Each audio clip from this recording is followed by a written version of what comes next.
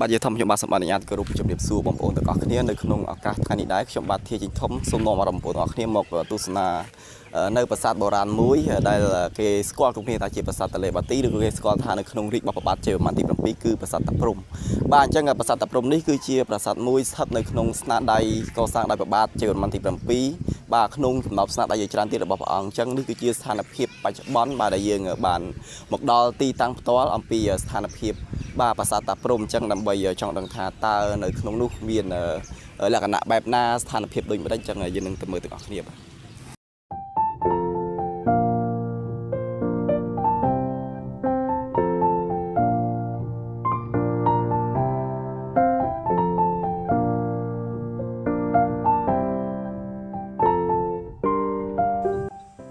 បងប្អូនអញ្ចឹងនេះគឺជាទស្សនវិជ្ជាខាងក្នុងបន្ទាប់ពីយើងបានដើរចូលពីកុវរៈមកអញ្ចឹងនេះគឺជាស្ថានភាពបាទប្រាសាទតាព្រំបាទដែលនៅស្ថានភាពបច្ចុប្បន្ននេះបាទគឺយើងមើលឃើញមានការបាក់បែកទ្រុងមួយចំនួនក៏ប៉ុន្តែយ៉ាងហោចណាស់ក៏យើងនឹកឃើញមាននៅសល់បាទនៅប្រភេទសំណង់បុរាណមួយចំនួនច្រើនមែនទែនតែយើងថាច្រើនគឺនៅសល់ច្រើនអញ្ចឹងបងប្អូនអាចមកទស្សនាដើម្បីឲ្យដឹងអំពីស្នាដៃមួយរបស់មហាវីរក្សត្រខ្មែររបស់យើងគឺព្រះបាទជ័យវរ្ម័នទី7ឬក៏ជ័យបរមៈទី7ដែលព្រះអង្គទ្រង់កសាងឡើងក្បែរប្រាសាទនេះគឺឧទ្ទិសដល់ពុទ្ធសាសនាប៉ុន្តែស្ថិតនៅក្នុងព្រះអវលោកេស្វរៈបាទអញ្ចឹងប្រាសាទនេះគឺមានការលាយច្បល់គ្នារវាងព្រហ្មញ្ញសាសនានិងពុទ្ធសាសនាមិនលាយច្បល់ក្នុងនេះមិនមែនថាដាក់បង្រួមចូលគ្នាទេនៅក្នុងទស្សនវិជ្ជានយោបាយរបស់ព្រះអង្គគឺព្រះអង្គបានដាក់ឲ្យមានការនៅជាមួយគ្នារវាងពុទ្ធសាសនានិងព្រហ្មញ្ញសាសនាអញ្ចឹងនៅក្នុងនេះមានសាច់រឿងច្រើនដែលតាក់ទងជាមួយនឹងពុទ្ធសាសនាហើយនិងព្រហ្មញ្ញសាសនាអញ្ចឹងដើម្បីចង់ដឹងថាតើនៅខាងក្នុងនោះមានអ្វីបន្តទៅទៀតអញ្ចឹងយើងនឹងទៅមើលទាំងអស់គ្នាបាទអញ្ចឹងនៅកន្លែងនេះគឺជាសាច់រឿងបាទនៅក្នុងរឿងបាទរាមកេរ្តិ៍បាទរឿងខ្មែរណារាមកេរ្តិ៍មិនមែនរឿងវចនៈរឿងវា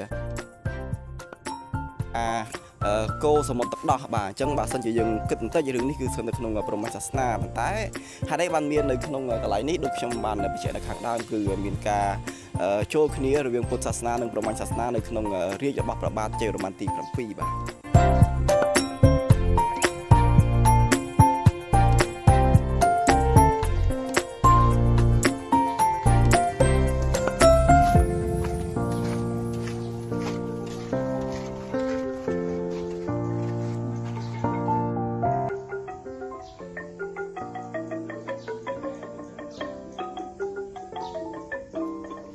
គឺជាស្ថានភាពប្រាសាទបាទតាព្រំបាទនៅខាងក្នុងដែលយើងថតពីក្រៅមកមិញអញ្ចឹងនេះយើងមើលឃើញមានរូបបាទអប្សរាជាច្រើនហើយសូមបញ្ជាក់ផងដែរថាប្រាសាទនេះគឺស្ថិតនៅក្នុងរចនាបថបាយ័នអញ្ចឹងយើងដឹងហើយនៅក្នុងរាជរបស់ព្រះបាទជ័យវរ្ម័នទី7ភាគច្រើនប្រាសាទគឺស្ថិតនៅក្នុងរចនាបថបាយ័នបាទអញ្ចឹងនេះគឺជារូបបាទអប្សរាបាទដែលឆ្លាក់នៅលើជញ្ជាំងប្រាសាទបាទដូចទៅនឹងប្រាសាទអង្គរវត្តដែរមានរូបអប្សរាជាច្រើនបាទអញ្ចឹងអប្សរាបាទនេះបាទហើយមានក្បាច់បងប្អូនមើលទៅបាទភាគច្រើនហ្នឹងគឺក្នុងរចនាបថបាយ័នហើយបាទអូខេអញ្ចឹងយើងឃើញមានរូបចម្លាក់ជាច្រើនដែលផ្ដល់នៅអត្ថន័យបាទដែលបង្ហាញអំពីការបង្រួបបង្រួមបង្ហាញអំពីការរស់នៅដោយសុខដុមរមនាជាមួយគ្នាបាទរវាងពុទ្ធសាសនាហើយនិងព្រហ្មញ្ញសាសនាអញ្ចឹងនៅក្នុងរាជរបស់ព្រះអង្គនេះគឺយើងមើលឃើញថាប្រទេសខ្មែរយើងទាំងសេដ្ឋកិច្ចបាទនយោបាយទាំងការអប់រំយើងឃើញថាគឺមានការឈានដល់ចំណុចកំពូលបាទនៅក្នុងអាណាចក្រដែលគេហៅថាគឺជាចក្រភពខ្មែរបាទអញ្ចឹងតោះឥឡូវយើងទៅមើលបន្តទៀតបាទអញ្ចឹងនេះគឺខ្លងទ្វារប្រាសាទដែលយើងទីនឹងចូលបាទអញ្ចឹងនេះគឺយើងមើលឃើញអំពីបដិមាករមួយហើយសូម្បីតែនៅលើកន្លែងផ្តែរក៏យើងមើលឃើញអំពីរូបបដិមាករដែរអញ្ចឹងប្រាសាទនេះតាមនិយមរបស់អ្នកស្រុកនៅខាងនេះគេថាជាភាសាគុទ្រូងបាទអញ្ចឹងយើងចង់ដឹងថាតើការគុទ្រូងនៅក្នុងនេះមានស្ថានភាពបែបម៉េចបាទអញ្ចឹងយើងនឹងទៅទាំងអស់គ្នាបាទដើម្បីចង់ដឹងពីភាពអស្ចារ្យរបស់បាទគិតគក់កន្លែងណាដែរតាគក់ទៅដឹងទេតាបាទអូខ្ទោបងប្អូនអញ្ចឹងនៅពេលដែលយើងគក់ទ្រូងនៅកន្លែងនេះយើងលឺខ្ទោអញ្ចឹងកន្លែងនេះយើងមើលឃើញអំពីភាពពិសេសមួយដែលបុព្វបុរសដែលដូនតារបស់យើងបានបន្សល់ទុកអញ្ចឹងយើងមានការស្ញប់ស្ញែងចំពោះការមើលឃើញបាទ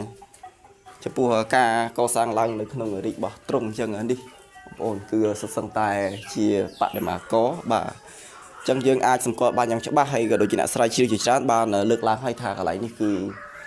បូជាដល់ពុទ្ធសាសនាប៉ុន្តែនៅក្នុង